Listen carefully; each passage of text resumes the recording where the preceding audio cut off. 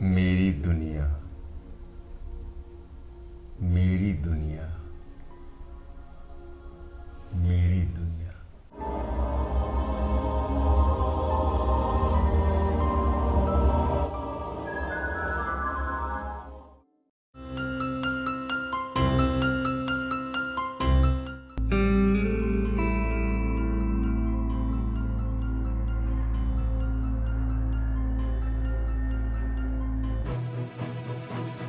कौन है आप और यहाँ क्या कर रही हैं?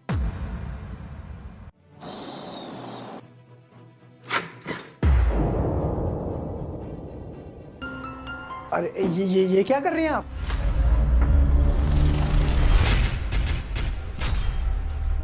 हमारे मामा यहाँ हमें पढ़ने के लिए लाए हैं और अगर उन्होंने आपको ऐसे यहाँ पे देख लिया तो हमारे बारे में क्या सोचेंगे? आप प्लीज चले जाइए, वो हमारी पढ़ाई छुड़वा देंगे यहाँ पे तो।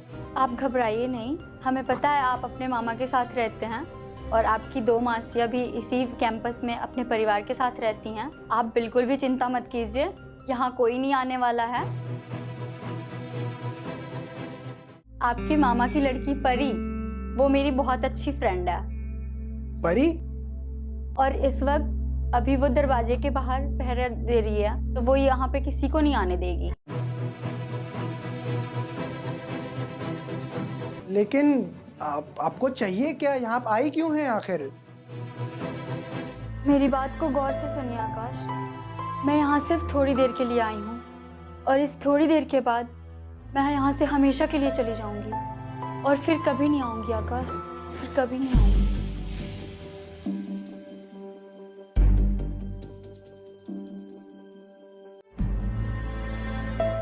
लेकिन मैं आपको जानता भी नहीं हूँ, मैंने तो कभी आपको पहले देखा भी नहीं है। हाँ, ये सही है कि आपने मुझे इससे पहले कभी देखा नहीं है और ना ही आप मुझे जानते हो, लेकिन मैं आपको बहुत अच्छे से जानती हूँ। तकरीबन 1 साल पहले आप मोटरसाइकिल से अपने कॉलेज जा रहे थे। ठीक मेरे घर के सामने आपकी मोटरसाइकिल खराब हो गई थी। आपको याद है, तब आप बहुत परेशान हो रहे थे।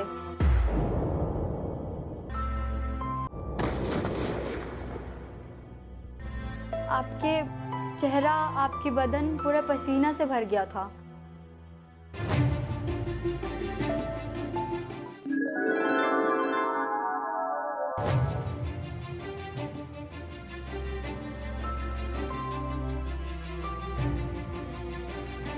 मैं उस वक्त अपनी बालकनी से तुम्हें देख रही थी।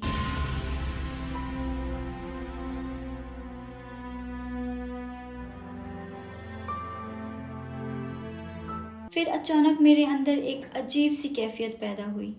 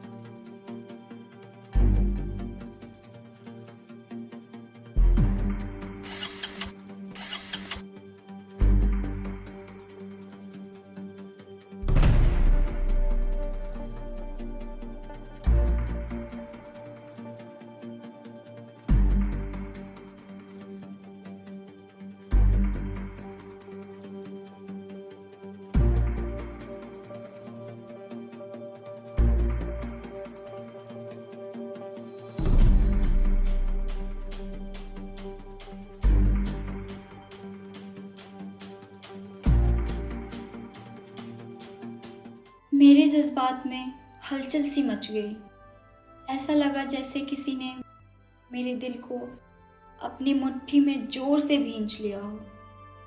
अचानक मेरी सांसों में अजीब तरह की तरंग पैदा हुई और मुझे महसूस हुआ कि मेरी सांसें मैं नहीं बल्कि कोई और ही ले रहा है।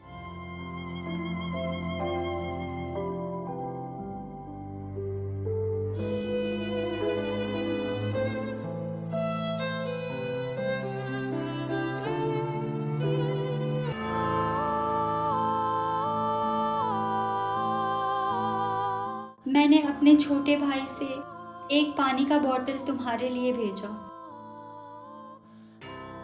जब तुम पानी पी रहे थे तब मैं उस पानी को अपने हलक से उतरते हुए महसूस कर रही थी।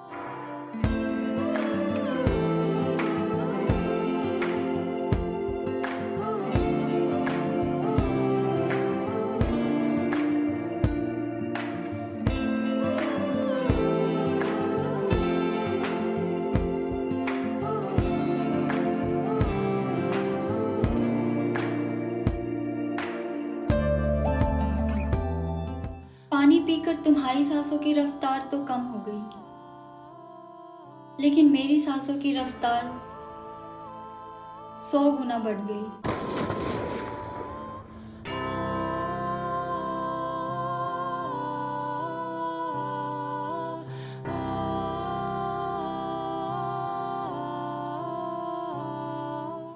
इन्हीं बढ़ी हुई धड़कनों के साथ मैं किसी और दुनिया में चली गई थी। वह दुनिया मेरे लिए नई और अजनबी थी। मुझे लगा कि मैं किसी खूबसूरत पार्क में हूँ।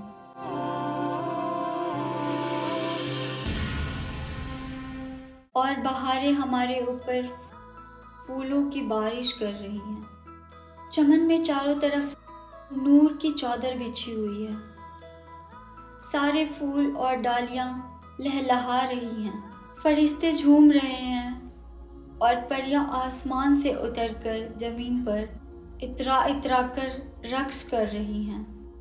कुदरत ने शायद कायनात पे लगाए हुए पहरे आज हटा लिए थे और सारी मखलूक आजाद थी।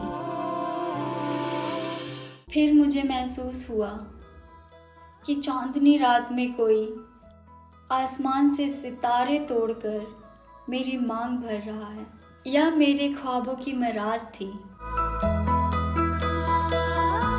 अचानक से बाइक के स्टार्ट होने की आवाज आई। मैं ख्वाब से बेदार हुई, तुम्हारी तरफ देखा।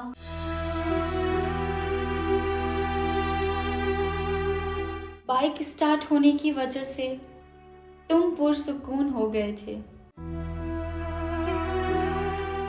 लेकिन मेरा सुकून हमेशा के लिए खत्म हो गया था।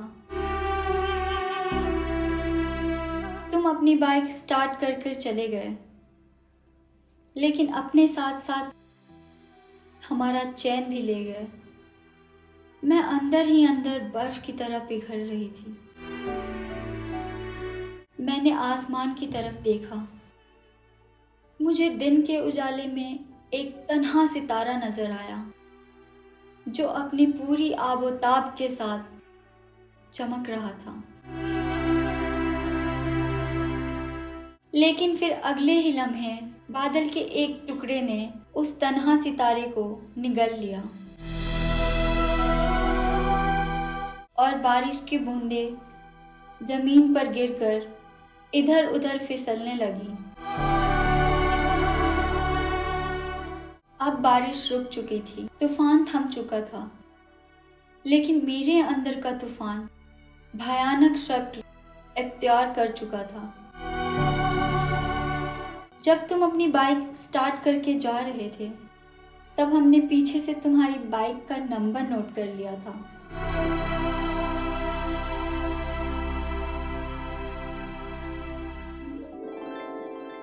अगले ही दिन से मैंने तुम्हें ढूंढना शुरू किया और काफ़ी कोशिशों के बाद मुझे ये पता चला कि शहर की एक बड़ी हस्ती रविंद्र कुमार सिंह के नाम पर ये मोटरसाइकिल रजिस्टर्ड है।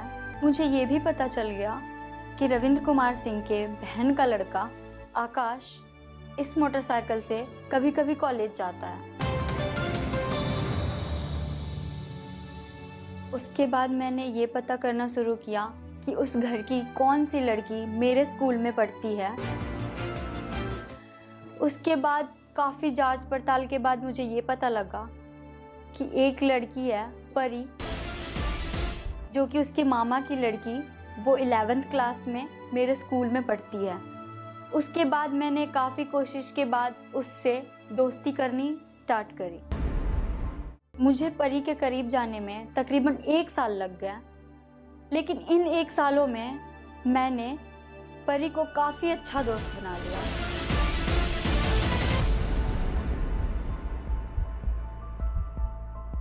जब हमें परी पर पूरे तरीके से विश्वास हो गया, तब हमने उसे एक दिन अपनी सारी कहानी सुना दी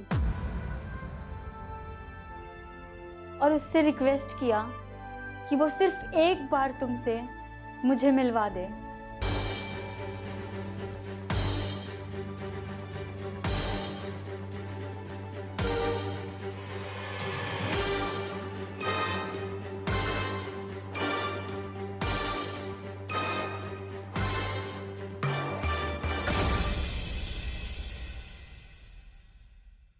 पहले तो उसने मना कर दिया, लेकिन मेरे बार बार कहने पे वो मान गई और आज वही मुझे यहाँ लेकर आई है।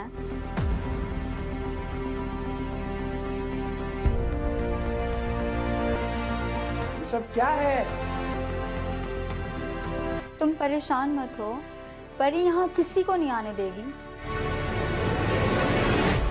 हमने सुना है तुम आगे की पढ़ाई के लिए गाजीपुर से दिल्ली चले जाओगे।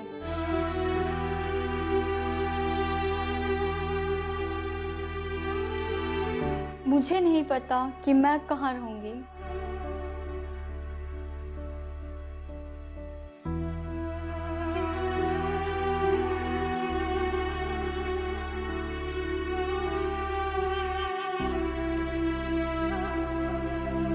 मेरी फैमिली बेहद कंजर्वेटिव।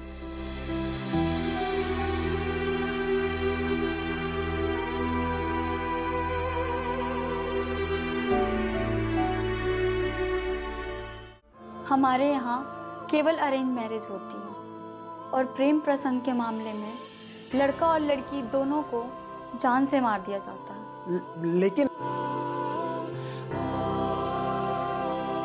तो ये कि मैं आज के बाद तुमसे कभी नहीं मिलूंगी, लेकिन मैं जीऊंगी सिर्फ तुम्हारे लिए और सिर्फ तुम्हारे साथ।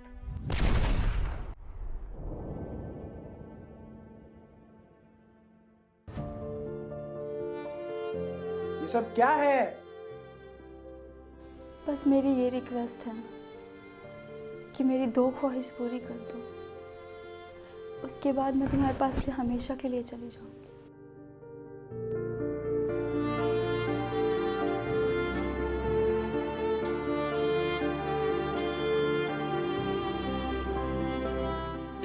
अच्छा ठीक है, बताओ क्या है तुम्हारी इच्छा?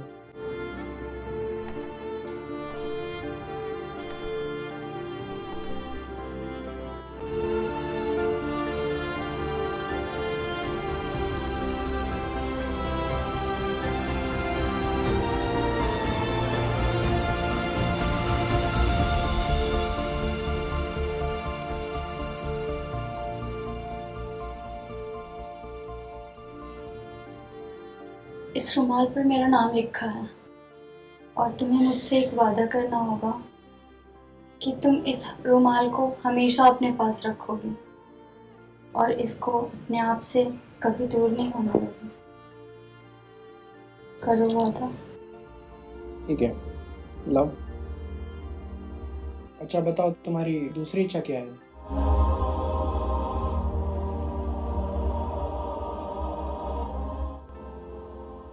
और दूसरी इच्छा ये है कि इन चूड़ियों को तुम अपने हाथों से मेरे हाथों में पहना दो।